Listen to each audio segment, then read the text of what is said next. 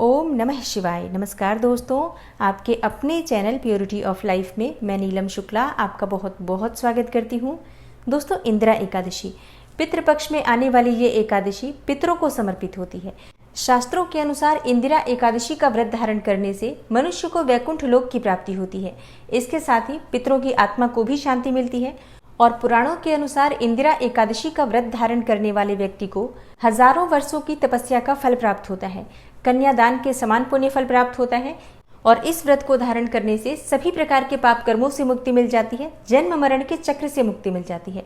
शास्त्रों के अनुसार इस व्रत को धारण करने वाले व्यक्ति के पितरों को नरक लोक से मुक्ति मिल जाती है और वो मोक्ष को प्राप्त करके हमेशा के लिए स्वर्ग लोक को चले जाते हैं।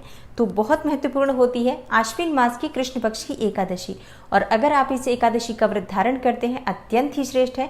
लेकिन अगर आप किसी भी कारणवश इस एकादशी का व्रत नहीं कर पाते हैं तब भी आज के दिन आपको अपने पितरों को स्मरण करके उनके निमित्त दान जरूर करना चाहिए, तर्पण करना चाहिए। अपने पितरों के निमित्त अगर आप आज कुछ भी दान करते हैं तो इससे आपके पितरों की आत्मा को तृप्ति मिलती है, और जब आपके पितर आपको तृप्त होकर आशीर्वाद देते हैं तो इससे आपको आपके जीवन में सफलता की प्राप्ति होती है। सभी प्रकार के रुके हुए कार्य निर्विघ्न पूरे हो जाते हैं और पितरों के आशीर्वाद से आपकी समस्त मनोकामनाएं पूर्ण होती हैं। तो आज की वीडियो में मैं आपसे बात करने वाली हूं कि साल 2022 में इंदिरा एकादशी कब है, इंदिरा एकादशी की तिथि कब प्रारंभ होगी, कब समाप्त होगी, व्रत हमें कब धारण करना है, पारण काल यानी कि व्रत खोलने का शुभ मुहूर्त क्या है, और इंदिरा एकादशी के दिन भगवान श्री हरि विष्णु की पूजा किस प्रकार से करनी चाहिए, कौन सी चीजें उन्हें अर्पित करने से सभी प्रकार के पाप कर्मों से मुक्ति मिलती है, समस्त प्रकार की कामनाएं भी पूर्ण होती हैं, व्रत का संपूर्ण फल भी आपको प्राप्त होता है और मन वांछित कामना आपकी पूर्ण होती है।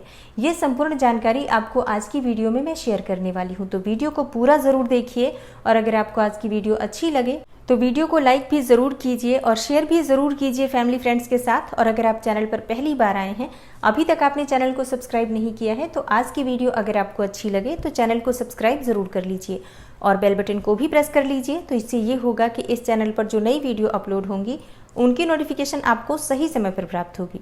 तो सबसे पहले जानते हैं कि इंदिरा एकादशी की तिथि कब प्रारंभ हो रही है और कब समाप्त हो रही है, व्रत हमें कब धारण करना है। देखिए, इंदिरा एकादशी की तिथि प्रारंभ होगी 20 सितंबर को रात्रि में 9:26 पर और तिथि समाप्त हो रही है 21 सितंबर को रात्रि 11:34 पर। तो व्रत हमें कब धारण करना है, व्रत हमेशा सूर्योदय कालीन तिथि में ही धारण करना चाहिए और इसके अनुसार 21 सितंबर को हमें सूर्योदय कालीन एकादशी की तिथि प्राप्त होगी। तो एकादशी का व्रत हम धारण कर रहे हैं बुधवार को 21 सितंबर 2022 को। दोस्तों, इंदिरा एकादशी के व्रत में भगवान श्री हरि विष्णु की पूजा आराधना की जाती है।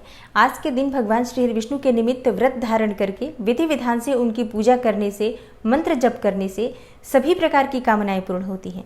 तो व्रत अगर आप एकादशी का करते हैं, मतलब इंदिरा एकादशी का अगर आप व्रत धारण करना चाहते हैं तो दशमी तिथि के दिन से ही नियम प्रारंभ हो जाते हैं और दशमी तिथि मतलब मंगलवार 20 सितंबर को आप दशमी तिथि के नियम का पालन करेंगे। तो इस दिन आपको सात्विक भोजन लेना है, किसी भी प्रकार से तामसिक चीजें आज आपको नहीं खानी चाहिए। और दशमी तिथि की शाम को सूर्यास्त होने के बाद आप अन्न का सेवन नहीं करते हैं, ना ही आप नमक का सेवन करते हैं। तो आप रात को अगर कुछ खाना चाहते हैं तो आप फल खा सकते हैं, दूध या जूस इत्यादि ले सकते हैं। रात्रि में भूमि शयन का शास्त्रों में विधान है, संभव हो तो भूमि शयन करना चाहिए और इसके साथ ही ब्रह्मचर्य का पूर्ण रूप से पालन करना चाहिए। तो ये दशमी तिथि के नियम होते हैं। अगर आप इंदिरा एकादशी का व्रत धारण करना चाहते हैं तो आपको इन नियमों का पालन जरूर करना चाहिए।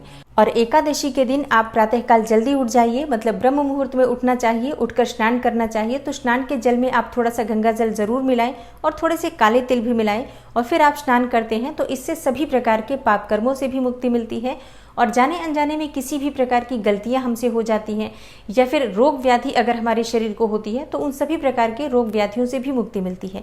तो आपको स्नान के जल में थोड़े से काले तिल और गंगा जल मिलाकर ही स्नान करना चाहिए।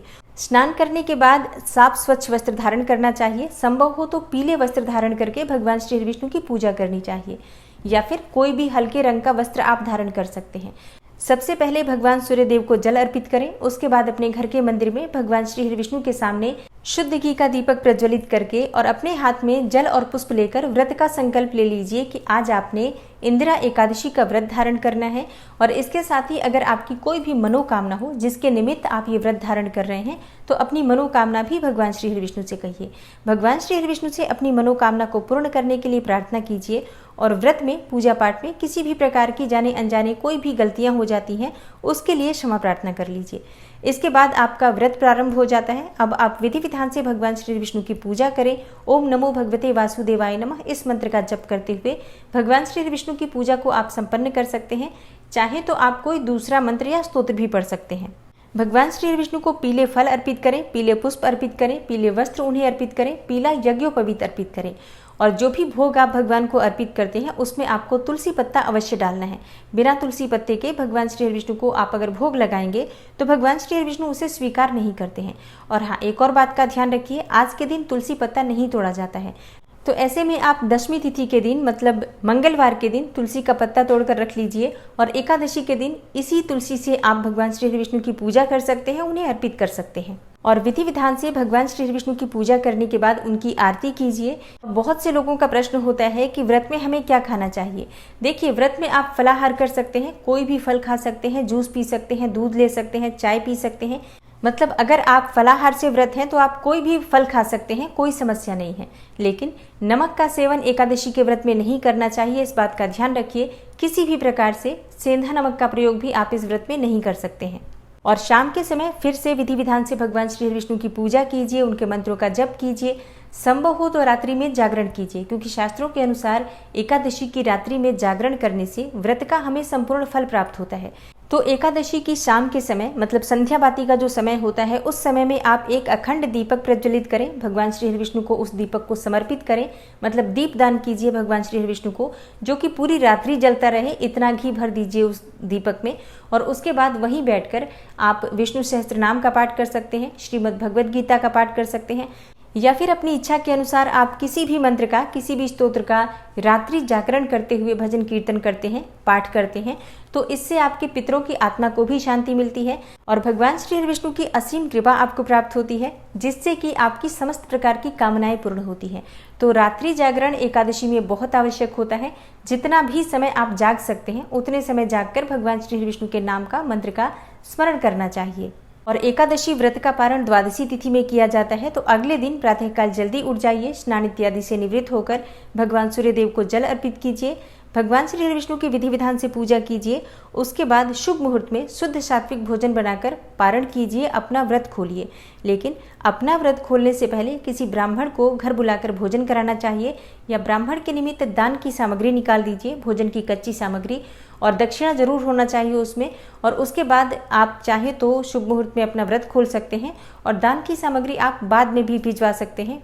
लेकिन ध्यान रखिए कि द्वादशी तिथि के दिन दान की सामग्री जो आप निकालते हैं उसे शाम को सूर्यास्त होने से पहले दान कर देना चाहिए। दान की सामग्री ज़्यादा समय तक अपने घर में नहीं रखना चाहिए, इससे आपके ऊपर ऋण बढ़ता है। और अब जानते हैं पारण के शुभ मुहूर्त के बारे में कि आपको व्रत कब खोलना है। देखिए, 21 सितंबर 2022 बुधवार के दिन एकादशी का व्रत हम कर रहे हैं और पारण 22 सितंबर को करेंगे। 22 सितंबर को सुबह 6:15 से सुबह 8:41 तक व्रत खोलने का, पारण करने का शुभ मुहूर्त है। तो आशा करती हूँ कि इंदिरा एकादशी से संबंधित ये जानकारी आपके लिए अवश्य उपयोगी होगी। अगर आपको आज की वीडियो अच्छी लगी हो, थोड़ी सी भी आपके लिए हेल्पफुल हो, तो वीडियो को लाइक ज़रूर कीजिए और शेयर भी ज़रूर कीजिए फैमिली फ्रेंड्स के साथ। और अगर आप चैनल पर पहली बार आए हैं, अभी तक आपने चैनल को सब्सक्राइब नहीं किया है, तो आज की वीडियो अगर आपको अच्छी लगे तो चैनल को सब्सक्राइब ज़रूर कर लीजिए और बेल बटन को भी प्रेस कर लीजिए। तो इससे ये होगा कि इस चैनल पर जो नई वीडियो अपलोड होंगी उनकी नोटिफिकेशन आपको सही समय पर प्राप्त होगी। मैं मिलती हूँ आपसे अगली वीडियो में, तब तक के लिए नमस्कार।